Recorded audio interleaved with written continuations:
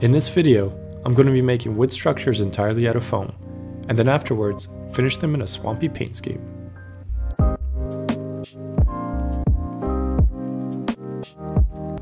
So, a little background for this video. I recently picked up the Dominion box set and built some of the Cruel Boys inside. These guys look like they're fresh out of the swamp, and I thought it'd be fun to create some terrain to go with them. Let's jump in. I first start off by cutting down XPS foam into wooden planks.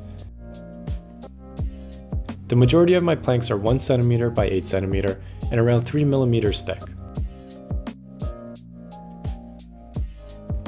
There's a variety of ways to get wood grain on foam. My favorite by far is using a hot wire cutter with a wand attachment. It's more time consuming than other techniques, but the result is worth it in my opinion.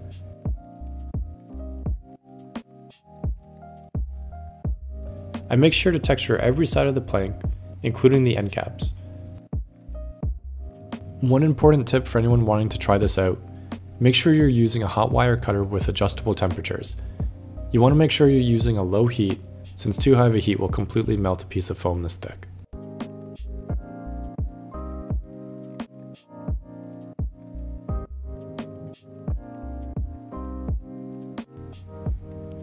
I'm using quick dry wood glue to bond all the pieces together. Only a little bit is necessary for a structure like this.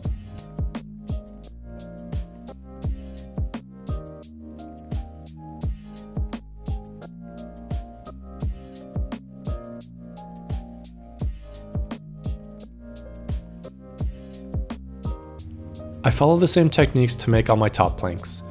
I'm not gluing anything down yet, since I want to figure out the positioning first. Everything is textured in the exact same way.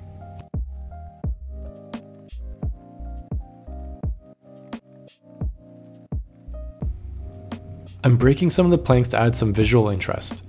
I want these structures to look old and overgrown, so the wood shouldn't be perfect.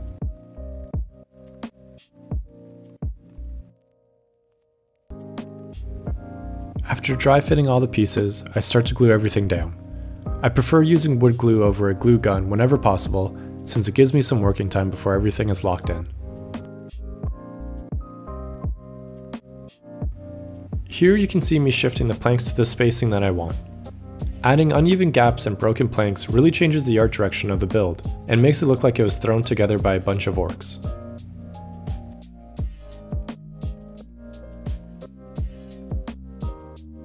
Next, I cut some more XPS foam for the legs of the structures. These ones are 1 cm by 8 cm and 1 cm thick. I use the same techniques as previously, making sure to texture every side.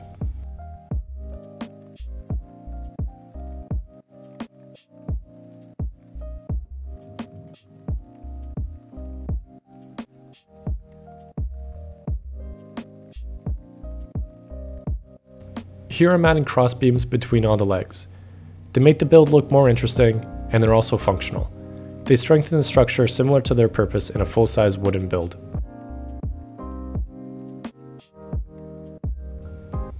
The tedious foam burning and laying out planks one by one is definitely time intensive, but the end result is a structure that looks like it's truly made out of wood.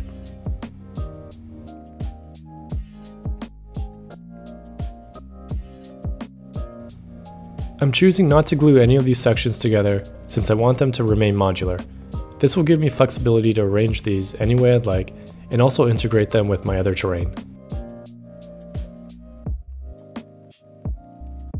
You'll notice that I have a few extra pieces. The ladders, walkway, and fence were all created with similar techniques, cutting out each plank one by one and then adding texture. Here you can see me just messing around with the modularity of the structures.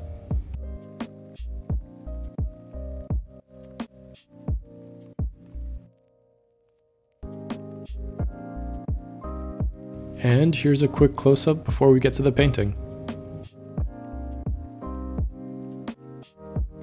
Time for painting. I start off by giving everything a coat of black paint. I'm using Apple Barrel's black for this. I'm making sure it's a bit watered down and applied thinly. Applying thick paint would risk obscuring the wood grain detail. I start off by keeping my hands nice and clean, but as you can see, midway through I just say forget it.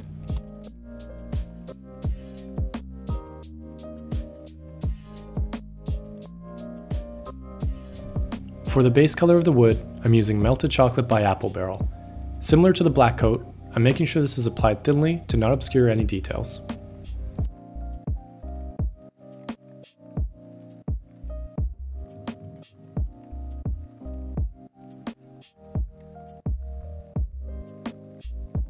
I'm going to let these sit for a little bit and make sure they dry completely before moving on to the next step.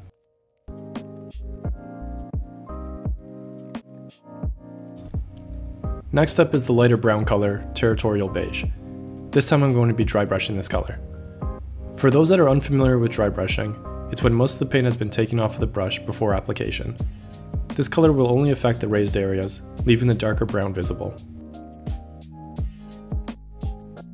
Here you can see a quick before and after with and without the dry brush.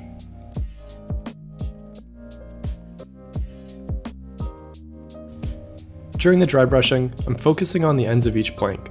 Doing this gives some dimension to the paint job and also makes the wood look more weathered. Next up is shading the wood. I'm using a Athonian camo shade for this. This color has a really nice brownish green to it, perfect for swampy terrain. I apply this selectively and anywhere moisture would usually build up. After the shading is done, I start on the mossy texture. To make this, I combine blended turf flock with PVA glue.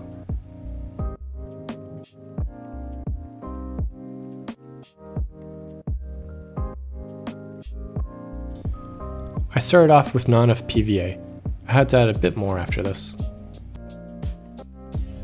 The paste looks a little strange right now, but once the PVA dries and the white disappears, it only leaves behind the flock.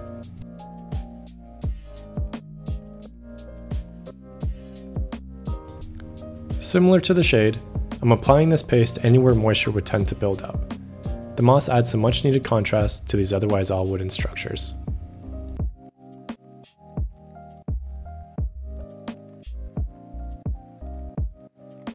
I'm making sure to keep the overall composition in mind when placing all the moss.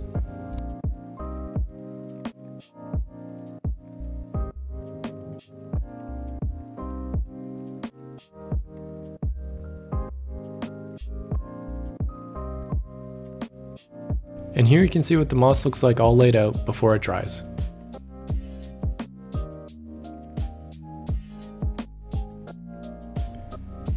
The same techniques and steps are repeated for all the pieces, making sure to place the moss where moisture would tend to build up. Here you can see what the full set of terrain looks like covered in moss. It's still a bit bright since the PVA hasn't dried yet. And here's what it looks like when the moss is dried. Personally, I think it looks a little bit flat and want it to be more contrasty, so I'm going to spend some time applying highlights throughout. The paint I use for this is Elysian Green. I apply this color on all the highest points of the moss as the last stage of this painting process.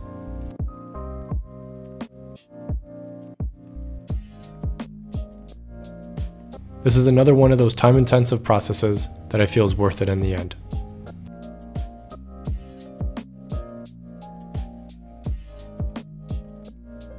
Here you can see the before and after, with and without highlights. It has more contrast and will stand out more on the tabletop.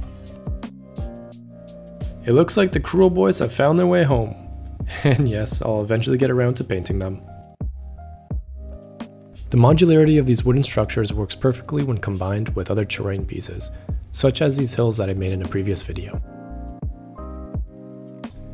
And that's it for this one. I'm going to leave you with some more close-ups. If you enjoyed this video, let me know in the comments below, and make sure to like and subscribe for future hobby content. I'll see you guys next time.